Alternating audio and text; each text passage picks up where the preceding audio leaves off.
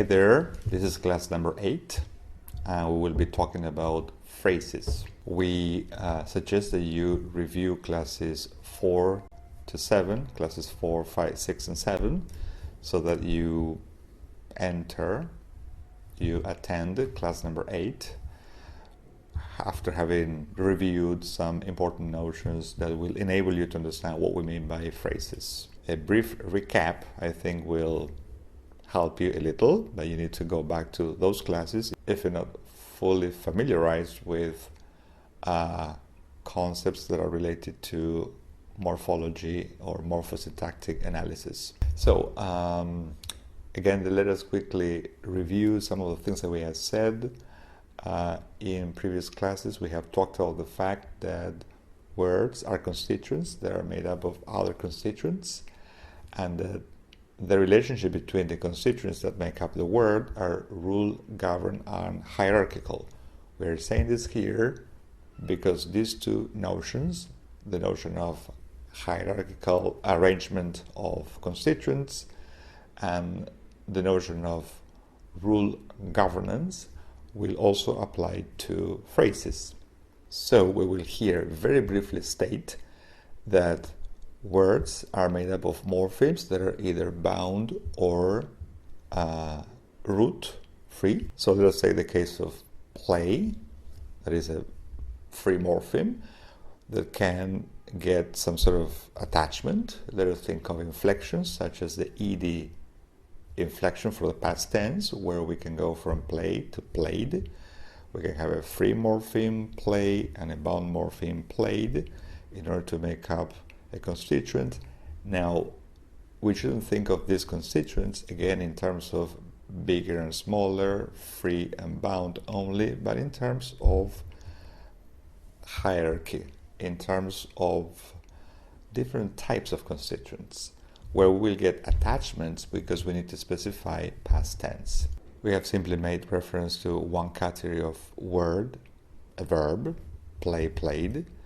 For more categories and more examples, you are invited to watch our other classes, to attend our other classes on morphology.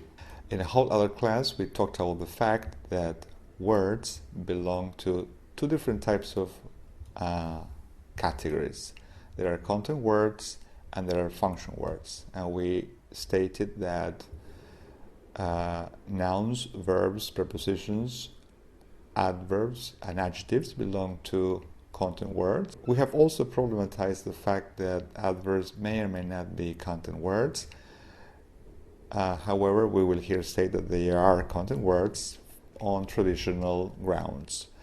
For a more elaborate discussion on whether adverbs are or are not, or may not be contentives, content words, again, you are invited to watch some of our previous classes. On the other hand, we have function words, and we have stated that as there are verbs, there are contentives, there are auxiliary verbs, there are functors. We also have determiners that function as specifier in phrases expressing reference, as is the case of articles and possessive pronouns such as thee or his or her. Next, we need to make reference to the fact that there are conjunctions. Conjunctions have a function to put things together. And finally, we need to make reference to pronouns, again, which have a referential function in that they refer to some noun or noun phrase. So if we say the woman, the pronoun she will make reference to the woman. So again, we have content words, verbs, adjectives, prepositions, nouns, adverbs, and we have function words, auxiliaries, conjunctions, determiners, and last but not least, pronouns.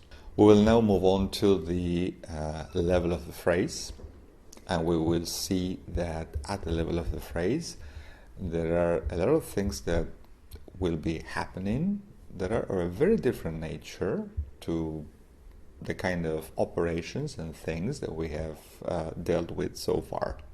Still, the operations that take place at the level of the phrase will also be rule-governed and hierarchical. It is important to say that from a traditional grammar perspective, phrases are, or the nature of phrases, is determined by the head. And the head is typically the content word. That is the reason why we have made reference to contentives in today's class. So we might say that in traditional grammar, the criterion to determine the nature of the phrase is the fact that the head is going to be a content word. So the content words or the content constituents, such as verbs, nouns, prepositions, and adjectives, will be, we're going to say for the time being, expanded into phrasal constructions. So the criterion for the determination of a phrase in traditional grammar is semantic and categorical. It is a content word that will decide the nature of a phrase.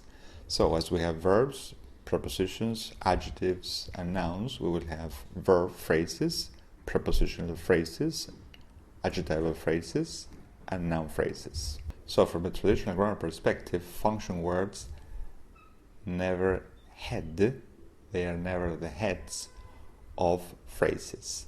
So there won't be any determiner phrases in the same way as there won't be any pronominal phrases. However, as we will see in the future, generative grammarians consider that function words can be heads of phrases. Therefore, you can have determiner phrases, you can have auxiliary phrases, and you can have all types of phrases that are either contentive or function, or they are headed by either content or function words. But we will now concentrate on the traditional grammar approach, again, where the phrases or the nature of the phrase is determined by the head, where the head is always a content word. And we will get started by analyzing verb phrases. So, verb phrases are made up of verbs and auxiliary verbs. Auxiliary verbs typically make reference to modality, as in may and might, or tense, as in have, has, do, does, or is, are. So let us think of a verb like go, and let us think of the verb gone, the past participle form, which will be the head of our verb phrase.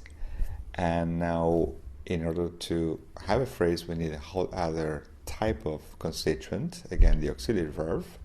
So if we merge them, if we put them together, we're going to have she has gone or has gone. So the auxiliary verb has will function as is a function word, will function as the specifier of the head verb gone. So she has gone, has gone. There is a verb phrase where, again, the verb is the head and the auxiliary is the specifier, specifying the temporal notion or aspectual notion. The action is complete and the action has taken place. So has gone, has gone. Think about the following. We have said that the criterion is semantic. Traditional grammarians think about grammar and the constitution of phrases in the following way. If in our sentence she has gone, I drop the auxiliary, she, and I keep she gone, I can still understand what the sentence is all about. However, if I drop gone, the main verb, and I say she has, and what I mean is she has gone, I will not understand the message, given that what I mean is that she has gone, she's now no longer here. So basically the criterion again is that if we drop the head, the phrase, if we drop the head, the phrase doesn't make any sense. the same will happen with the other types of phrases. Now let us expand our verb phrase and let us say she may have gone. In she may have gone or may have gone, we have two auxiliary verbs. The first auxiliary verb, may, is specifying the attitude of the speaker in terms of certainty or uncertainty or a very low degree of certainty. So may specifies degree of uncertainty, certainty. Have specifies the fact that the action has taken place.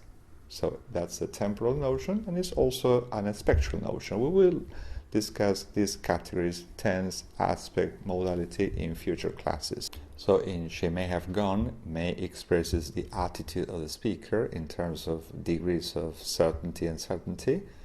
Have expresses an aspectual notion, the fact that the action has been completed, and the verb gone expresses the action proper.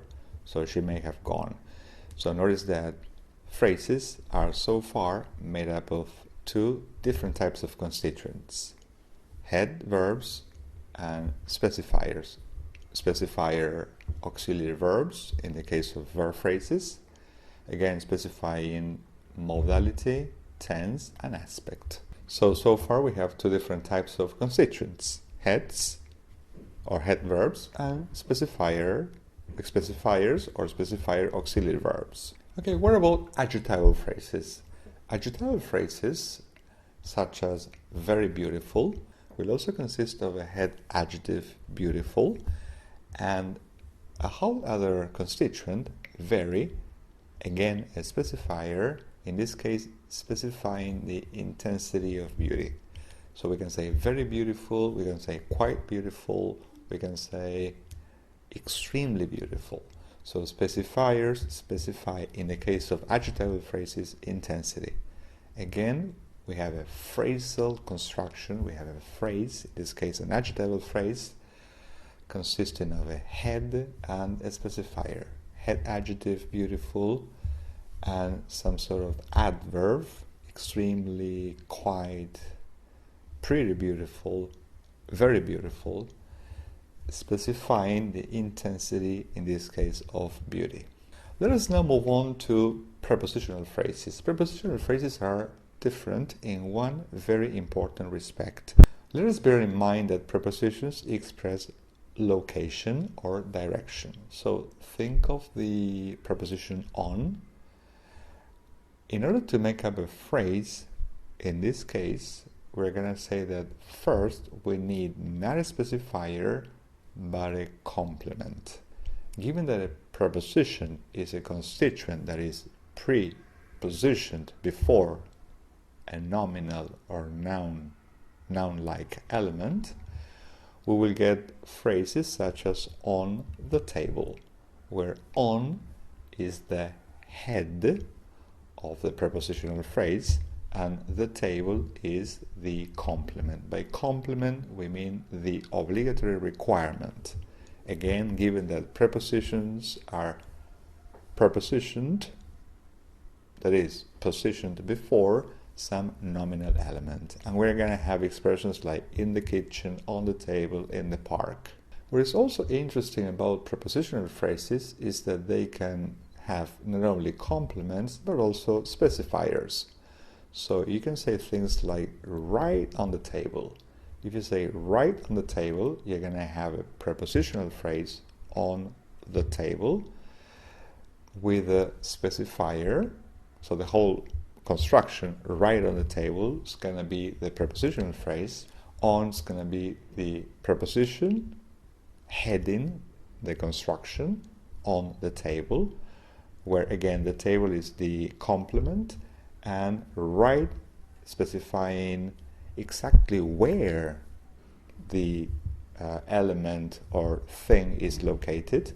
Right is going to be an adverb functioning as a specifier. So here we're expanding our phrase and we're saying there are three different types of constituents. We have heads, we have complements, and we have specifiers. We have heads on, we have complements, the table, and we have specifiers right on the table. Right on the table. Finally, we will talk about noun phrases. Again, noun phrases are headed by nouns, given that nouns are semantically full, that is, they carry semantic content. So think of expressions such as book, where book is going to be the head noun, and we can have a determiner, in this case an article. We can say her book. We can have that is a possessive pronoun. His, her book. And the article or possessive pronoun will specify or will provide us with reference regarding who the book belongs to. So we're going to say the book or his book or her book. We're going to know which book we're talking about. We're talking about his book, her book, or the book, not some book, not any book, not a book. So articles will specify reference, possessive pronouns will specify reference, and then there are other constituents. We will discuss this in a whole other class where we will tackle the structure of the noun phrase, given that it is basically more complex than what we are than the picture that we are painting here. We will see that nouns can be preceded by different types of constituents such as specifiers and pre-modifiers. Think of expressions like all the good students in the class. We will analyze that kind of phrase. For the time being, we will simply state that noun phrases are again made up of head nouns and specifiers, and the specifier slot can be, for the time being, filled in by either possessive pronouns or articles specifying reference. So her book or the book. So there might be other types of phrases. We could talk about adverbial phrases, but I think that the picture we have painted will be sufficient to make our point. Basically, that there are phrases, and that phrases are made up of different types of constituents. In some cases we have heads and complements, in other cases we have heads and specifiers, and in other cases we have heads, complements, and specifiers.